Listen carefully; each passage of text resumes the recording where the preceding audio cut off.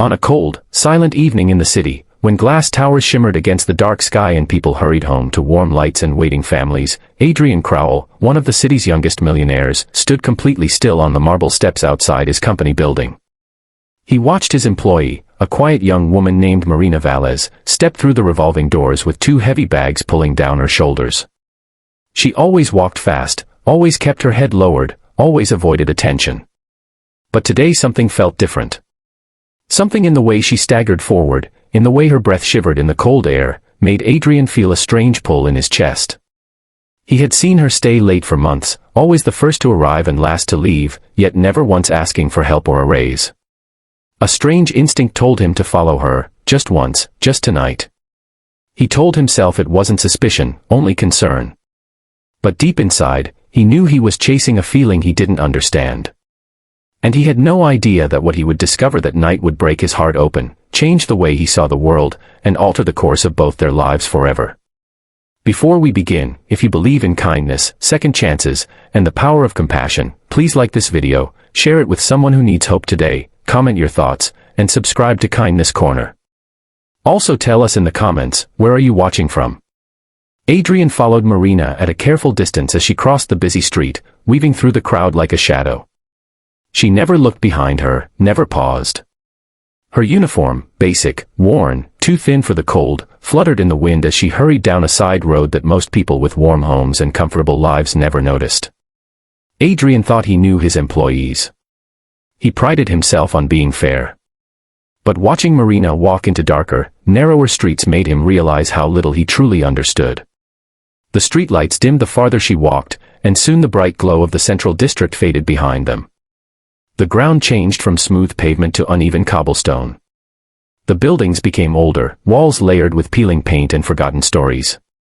Marina tightened her grip on the bags she carried, groceries, maybe, though there weren't many inside, he could tell from how the plastic sagged. Her steps slowed as she turned a corner and disappeared into an alley so quiet Adrian could hear his own heartbeat. At the far end, Marina finally stopped in front of a small, crumbling apartment building. The entrance was dark, the door crooked on its hinge.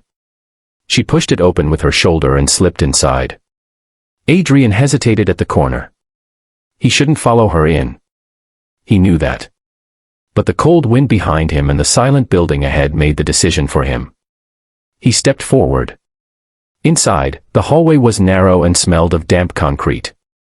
Only one light flickered overhead. Marina climbed the stairs slowly, as if each step weighed more than the bags in her hands. Adrian followed, staying silent. On the 3rd floor, she walked to a door covered in scratch marks, taped corners, and a faded number. She pushed it open and disappeared inside. Before the door fully closed, Adrian heard something, soft coughing, then a faint voice calling her name. Curiosity tugged at him harder than guilt. He approached the door just as Marina re-emerged, startled, her eyes widening when she saw her employer standing there. She looked terrified, not of him, but of the idea of being seen like this, in a place she clearly hoped no one would ever discover. She didn't speak. She simply stepped aside, hesitantly, as if giving him silent permission to look inside. The room was small, shockingly small. A single mattress lay on the floor with blankets stacked around an elderly woman whose face was pale and thin, her breath shallow. Portable medical supplies lay scattered around her, empty vials, old pills, worn bandage wrappers. A tiny electric heater hummed weakly in the corner. On the far side of the room, a cardboard box held canned soup and a half loaf of bread. Adrian stood frozen. He had expected hardship, maybe struggle. But not this. Not a life reduced to a dim room, shared between a sick mother and a daughter who worked tirelessly yet lived on the edge of survival. Marina finally spoke, her voice soft and trembling.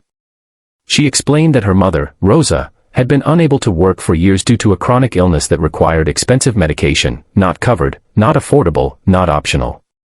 She told him how she worked 2 jobs, slept 4 hours a night, and skipped meals to ensure her mother could have at least one.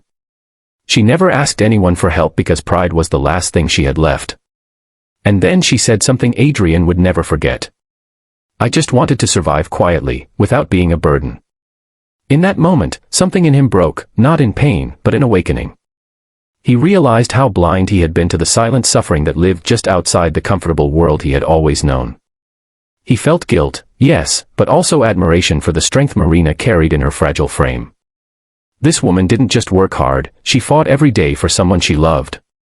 Adrian stepped inside, knelt beside Rosa, and gently introduced himself. She managed a weak smile. That smile changed something in him too. Over the next days, he arranged for proper medical care, ensured they moved into a safe home, and granted Marina a position that recognized her dedication. But more importantly, he chose to walk beside them with respect, not pity, and learned that true wealth was measured not in assets or achievements, but in how deeply you touched another person's life. Marina and her mother slowly grew stronger. The new apartment was warm, bright, and filled with food and medical support. Adrian visited often, not out of obligation, but out of genuine connection. He realized that following her that night had been fate's way of showing him the purpose behind his success, to lift others from darkness into dignity. And in helping them, he found a part of his own heart that compassion had been waiting to claim. If this story touched your heart even a little, please like the video, share it with someone who needs hope, comment your feelings, and subscribe to Kindness Corner to support more heartfelt stories like this. Your engagement truly helps keep these stories alive. Before you go, tell us in the comments, what part of the story moved you the most?